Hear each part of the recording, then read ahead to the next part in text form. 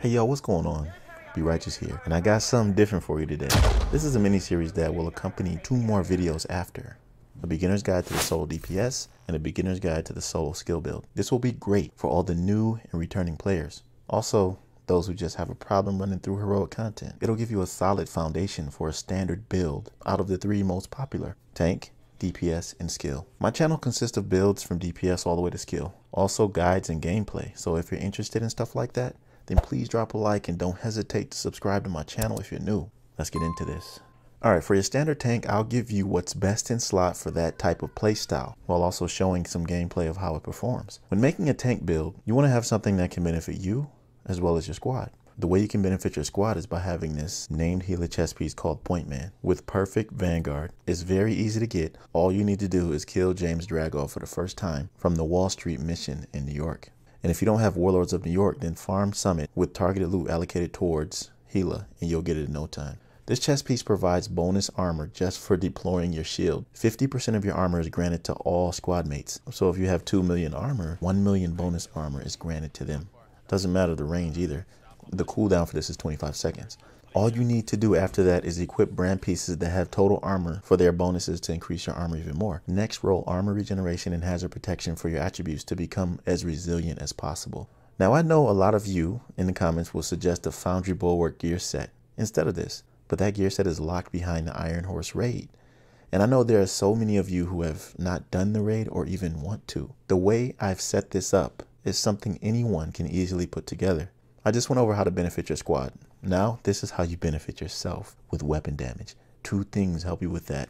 And the first is your backpack with the Vigilance talent. Now, you may be asking me, why Vigilance? Because you lose that bonus as soon as you take any damage. Well, if you're behind a shield, the damage doesn't apply to you. It applies to the shield. So you therefore keep that 25% damage bonus. The second source of damage is your weapon. It's literally made to benefit shield users. Shots to the enemy's body gives you weapon stacks and shield regen stacks, which are consumed once you headshot any enemy. So the damage you can gain here is a lot.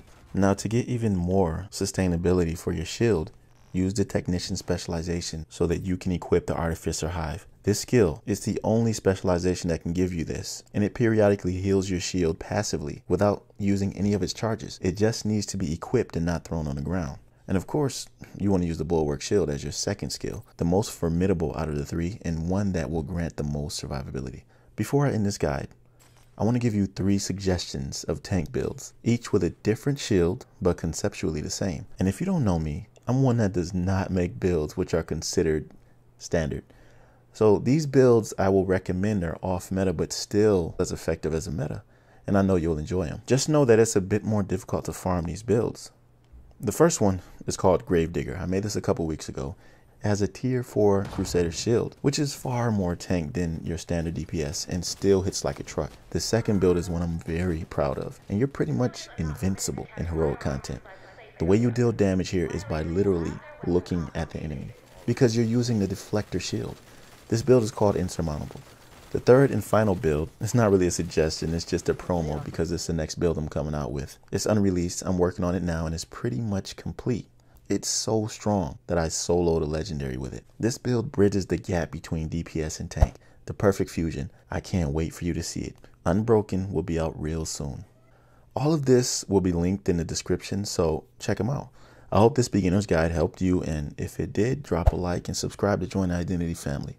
Stay tuned for the other 2 in the series, DPS and skill. I'll see you in the next one.